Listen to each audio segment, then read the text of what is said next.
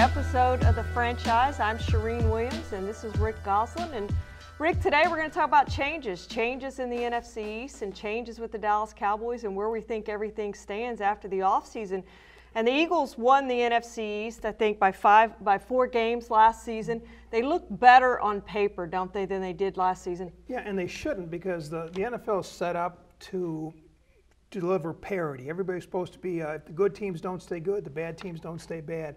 You know, the draft slot, the free agency. But the Eagles actually are better now than they were in February when they beat the Patriots, because Carson Wentz wasn't there. He missed the final 3 games of the regular season with a knee injury. I mean, he might have been the league MVP had he played the full season.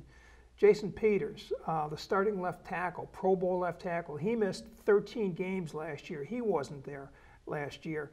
Darren Sproles, who was a Pro Bowl kick returner, he missed 13 games. They missed their kicker for 15 games, their best special teams player. Chris Margolis was gone. He missed the last 10 games of the season. All those players are back. So on paper, they're better than they were against the Patriots that one day, and this wasn't the way it's supposed to be. And I think Carson Wentz is going to come back with fire in his belly, because that was supposed to be his team, his championship. And I don't think you're going to have anybody having a Super Bowl slumber with Carson Wentz as a quarterback. And the Eagles statistically were better than the Cowboys in every category across the board, and they look like they have just improved. And the changes they've made too, bringing in the Michael Bennett's and those type of players, seem to make them better than what they were last year. And they were awfully good last year, winning the Super Bowl, and they got better as the year went on. And they dominated the Cowboys here. Forget that last game. It was meaningless. Backups. Yeah, so you can't say the Cowboys truly beat this Eagles team, because that wasn't the Eagles team that we know. They crushed the Cowboys during the season. So to me, the Cowboys have a long way to go to catch this Eagles team. And the Eagles team definitely, barring injuries, and we can say that, but like you said, they had all those injuries last year and still won it. And now all those guys are coming back. But they just have incredible depth, and I think that impresses me about that team more than anything else. Yeah, they've got eight pass rushers. I mean, they have a quantity rush. You know, Jim Schwartz, that's his whole identity card is the pass rush. They got 8 guys rush a pass. That rush is better now with the addition of Michael Bennett. You know, you lose a Michael Kendricks, salary cap casualty. Well, Jordan Hicks is back. He was starting middle linebacker. He missed the last 13 games this season. They're better now with Hicks back in there. They cut their backup tight end, Brent Selleck, who was a good locker room leader. In the draft, they get the best tight end, Dallas Goedert. They've upgraded where they should have taken hits. They've upgraded across the board. And like you said, statistically, the Eagles were better across the board than the Cowboys. The only edge was that the Cowboys had the better rushing offense with Elliott. But the Eagles led the NFL in run defense. So the Cowboys' strength is kind of offset by the Philadelphia strength. So it's going to be a titanic climb to get those 4 games back. And you talk about the Eagles' running game. They lost LeGarrette Blount, who was a big part of that Super Bowl team, but they traded in the middle of the year for Jay Ajayi from here in Frisco. And he's now going to have a full year under his belt in that offense. So their running game actually, again, could be better than what it was last year. You know, Blount was a good 4th quarter running back. When you're in the lead, you want him pounding the defense. Jay Ajayi is a 4-quarter, 3-down running back. They're better at running back. He came in middle of the year last year, kind of worked his way in, was the guy by the end of the year.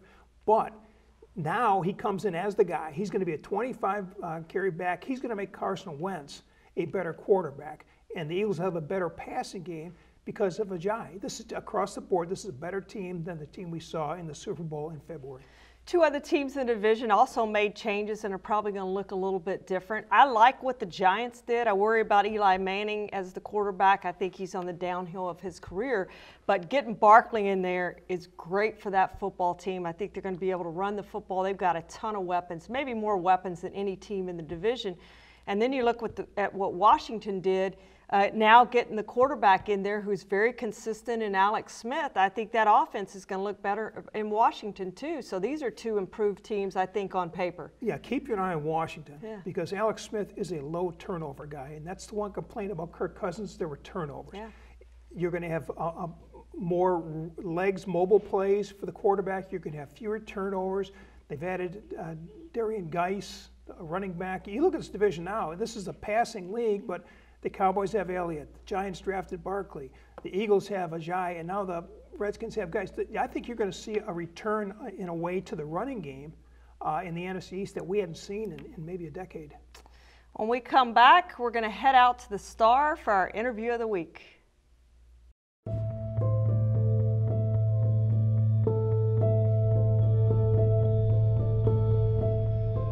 We're here with Kris Richard, the new passing game coordinator for the defense and secondary coach for the Cowboys. And Coach, I think everybody wants to talk about Byron Jones, moving obviously to corner. But what do you look for when you look for corners? What did you see in him that you thought that he would make a good corner? Well, he has supreme athleticism.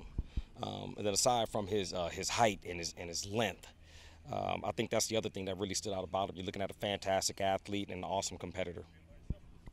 You in college, you scored 4 touchdowns on takeaways, and during your career in coaching in Seattle, there was a history of takeaways. The year you won the Super Bowl, you had 39 takeaways, 28 interceptions. How much of takeaways is ability, and how much is mentality? It's a combination.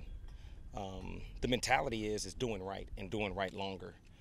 The second that mentality switches, and when you go out hunting for the ball, that's when mistakes tend to happen. We get too aggressive, get too greedy looking for the ball. So the mentality is do right. The ability is if I do right, I know I'm good enough. It's just having to trust enough in your ability to be able to catch and finish on the football.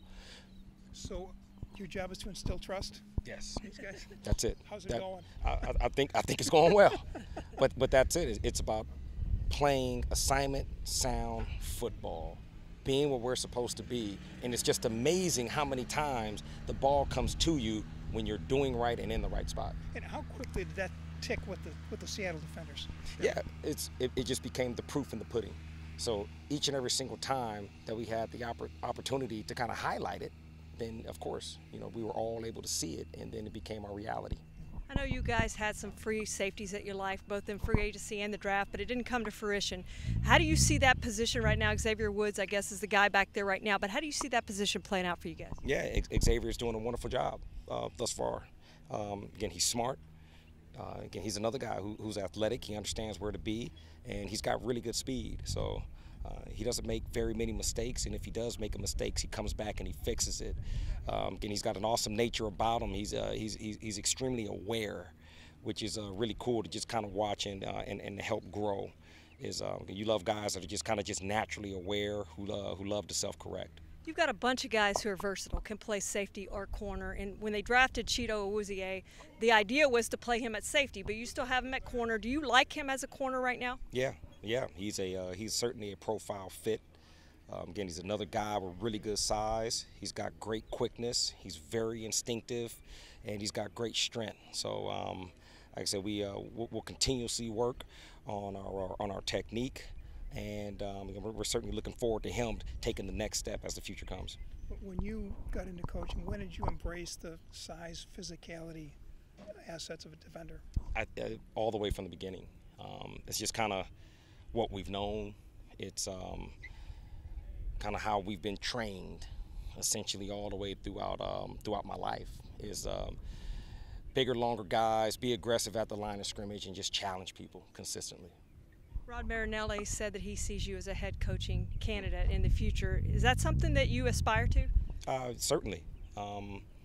It's again, I don't know very many coaches who won't aspire, or who at least don't want to aspire. We'll be prepared. We're always preparing for it. Does it really make a difference now? No. It's not where my focus is, and so it really doesn't make a difference. One day in the future, if it happens, it happens, and I'll certainly make sure that I'm doing my best to be prepared. I was looking back at my draft notes in 2002. I looked you up, and I saw the nickname was Hurricane. Where did that nickname come from? Wow,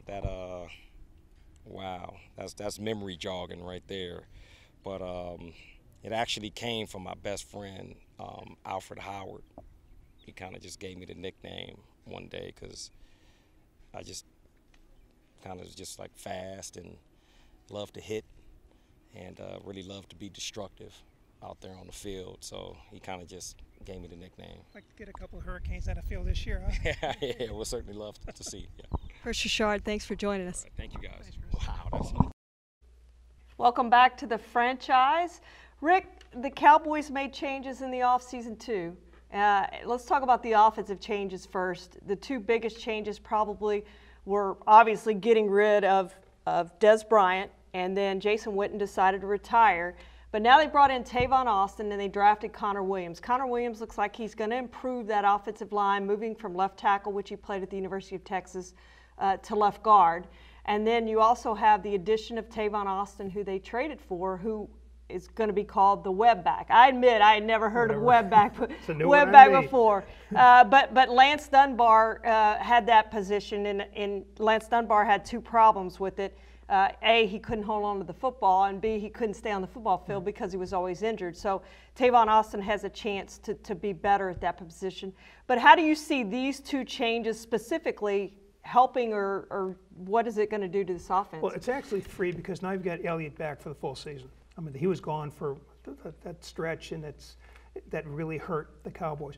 Austin gives them speed. This is a very slow offense, especially without Elliott last year. There was no downfield plays. Austin gives them the ability to make plays down the field. With Elliott, that'll open things up and hopefully make it easier on a lot of young receivers. There'll be less people involved in coverage, because you got to defend Elliott and you've got to take care of Austin's speed. Williams, you've got now potentially 5 first-round draft picks in the offensive line. This line has to be the best line of football for the Cowboys to get where they want to go, because they've got some pieces now that can make plays. Yeah, you talked about Elliott. That's a good point, because they went 3-3 without him. Maybe they make the playoffs. Maybe they win one of those games that they lost, and they actually get in the playoffs with 10 wins. So a big addition again to the offense without being an addition to the offense. Let's go to the defensive side of the football, and they did use the first-round pick on Leighton Vander Esch, who's going to start at middle linebacker for the Cowboys, and they do look better defensively with what they did at the cornerback position a year ago in the draft, and now they've moved Byron Jones from safety to corner. But the biggest addition to this defense may be not a guy on the field, but a guy on the sideline, and Kris Richard. He's come in here from Seattle, and what he did in Seattle was very impressive. Well, this is a turnover guy. In college at Southern Cal, he scored 4 touchdowns on takeaways. He goes to Seattle, and from 2010 to 2017, he's on the coaching staff. During that 8-year stretch, they had 32 more takeaways and 30 more interceptions than the Cowboys did over the same period. He goes in there, he develops a Pro Bowl secondary. The best secondary in football, Richard Sherman, Cam Chancellor, and Earl Thomas. He brings the takeaway mentality that this team needs. This team has been good statistically, not giving up yards, but they got to get off the field. They got to create takeaways, create turnovers.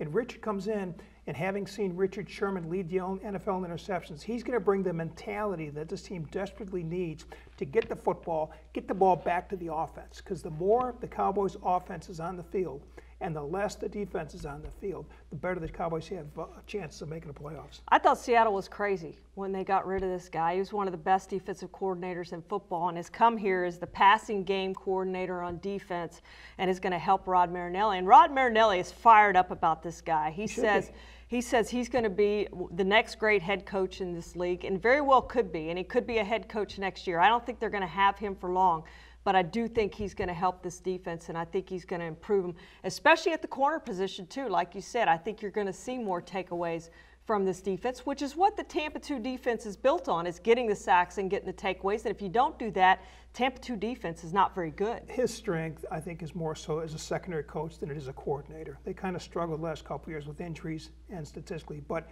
when the Seahawks won the Super Bowl, they had 39 takeaways, led the league. They had 28 interceptions, led the league. The last time the Cowboys had as many as 35 takeaways was 1987. That was decades ago. This team has to become more of a ball hawk unit, a group that goes to the football, attacks the football, takes the football in the air, picks up the football on the ground. And I think by bringing in Kris Richard, they're bringing in the takeaway mentality, which this team needs. What do you see from Leighton Vander Esch? Obviously, he's missed much of the offseason with an ankle injury, which they say is not serious. But he is going to start, or he's penciled to start in the middle linebacker position, which moves Jalen Smith probably to strong side linebacker, or they alternate snaps in there. Rookie linebackers, can this guy come in and make an impact at that linebacker position for the Cowboys? Not only can he must. And he's going to get a lot of tackles. He'll lead this team in tackles. He stays healthy, plays 16 games. He will lead the team in tackles. But you talked to Rod Marinelli, what he loves about him, he is the perfect linebacker for the zone drops. With the long arms, he covers a lot of space. And I think you're going to see a guy like Urlacher, a guy like even Ray Lewis, a guy who can get his hands on a football in the air. That's going to be the bonus. He's got the size, the strength to make tackles. You know that. But the bonus is going to be in the takeaway end. He's going to get some interceptions that the Cowboys have lacked in recent years. We appreciate you joining us again on The Franchise, and we'll be back soon for another episode.